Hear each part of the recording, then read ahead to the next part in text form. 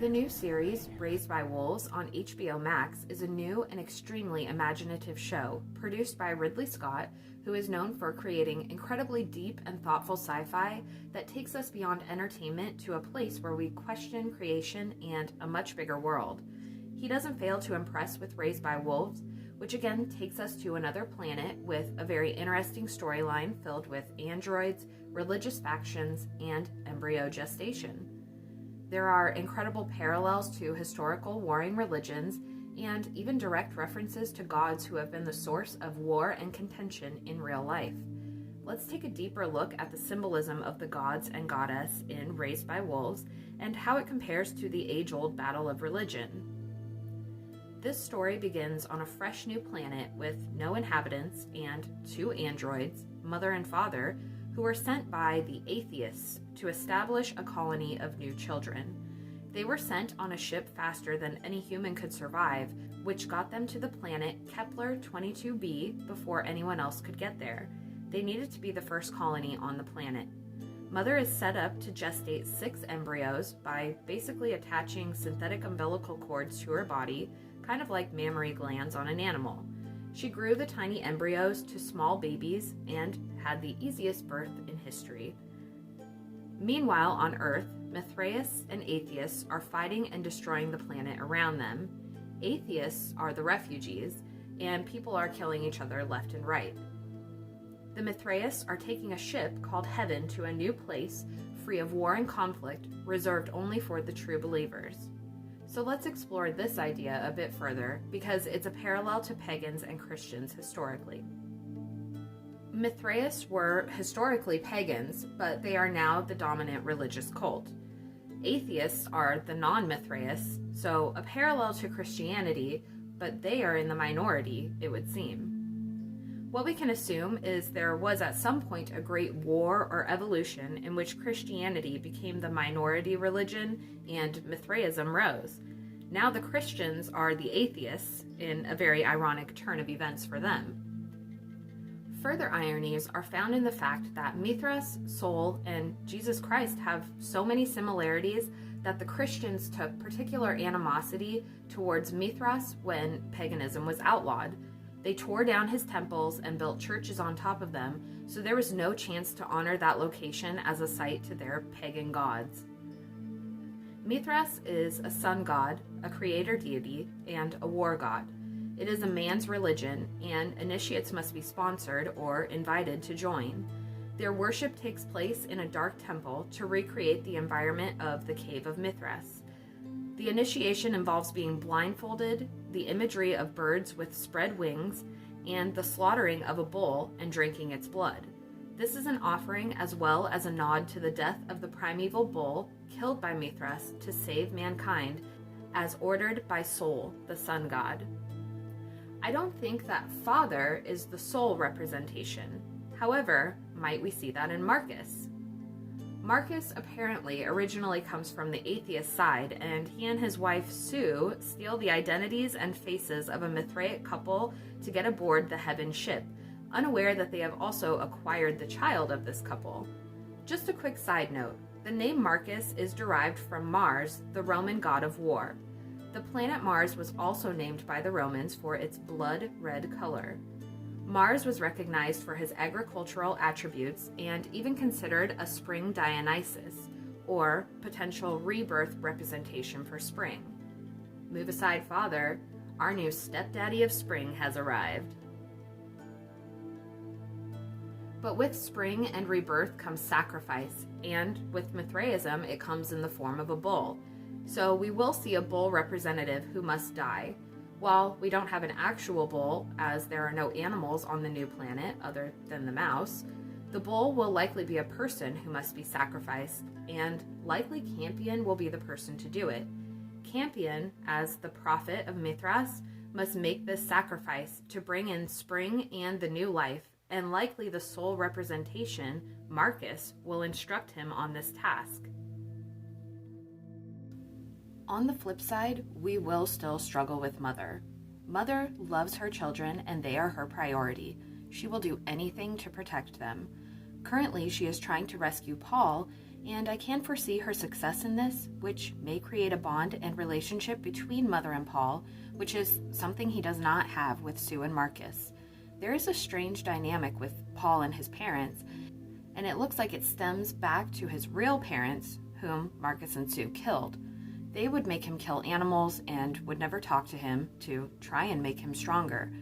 He has had time to bond with the new Sue and Marcus while they are on the ship, but that only comes from the ability to have an active psyche while their bodies are in stasis for the trip to the new planet.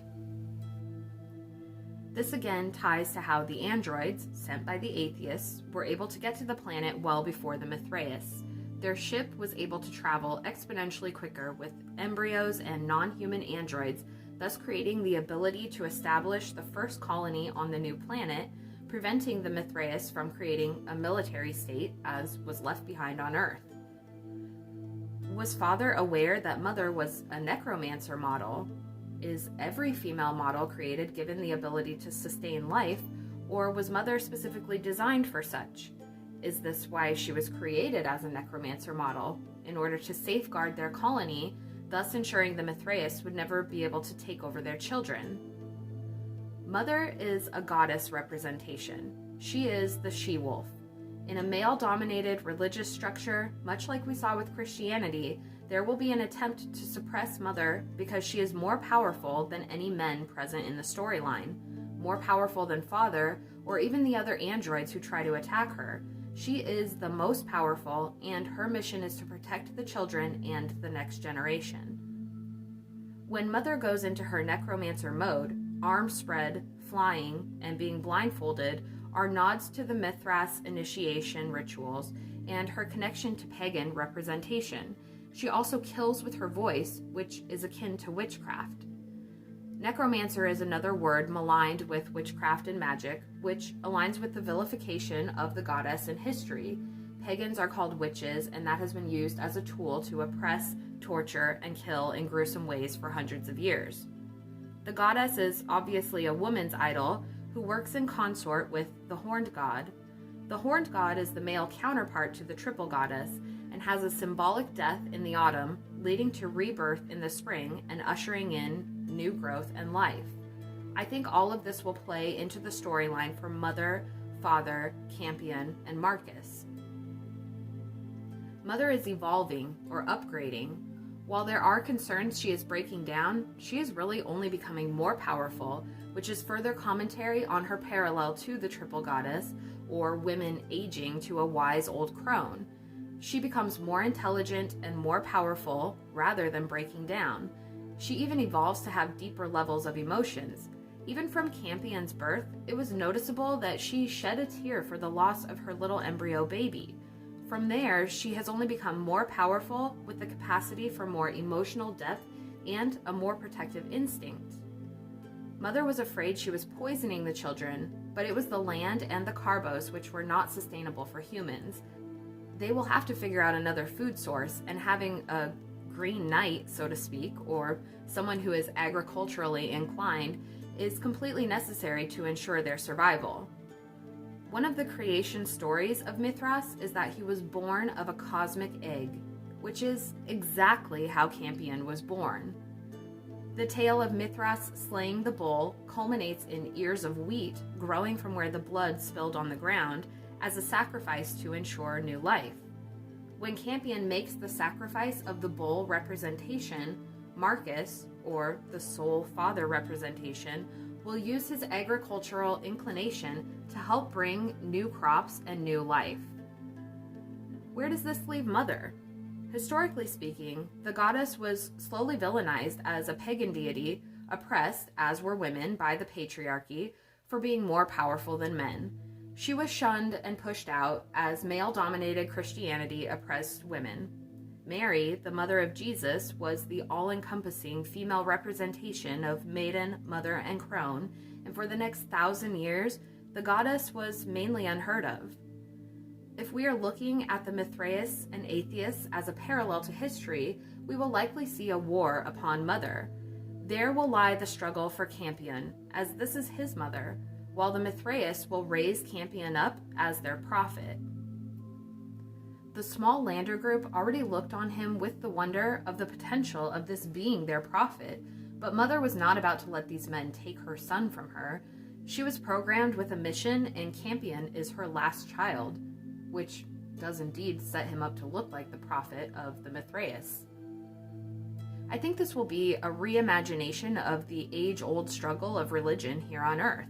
We know that Campion is intrigued by religious thoughts without even knowing exactly what it means.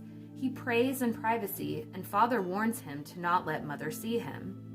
Mother also knows that with religion comes persecution and division, and their mission by the atheists, what they are programmed for, is to prevent that from coming to 22B. They cannot allow the Mithraeus to be the single dominating religion and culture on the new planet. It is no religion, the android mind, over the risk of warring religions. This is a parallel to the spread of Christianity as the dominant religion spread worldwide, oppressing other religions by force to the point where refugees are fleeing from their own land. When the Earth has reached revelation and refugees must flee to another planet, of course, the best course of action would be to prevent the same thing from happening in a new place, untouched by the chaos of religious persecution.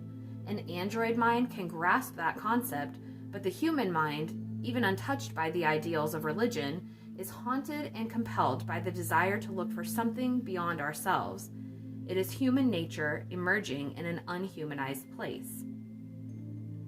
I know my channel is typically dedicated to Arthurian mythology and exploration, and you can find some really amazing Arthurian lore in which Arthur is actually an initiate of Mithras in a series called The Warlord Chronicles by Bernard Cornwell. It goes into great detail on the initiation rituals and how the men carry their regard for Mithras. Plus, the goddess always has room on my page. I hope you all enjoyed this analysis of the god and goddess representation in Raised by Wolves. Please let me know what you think in the comments below.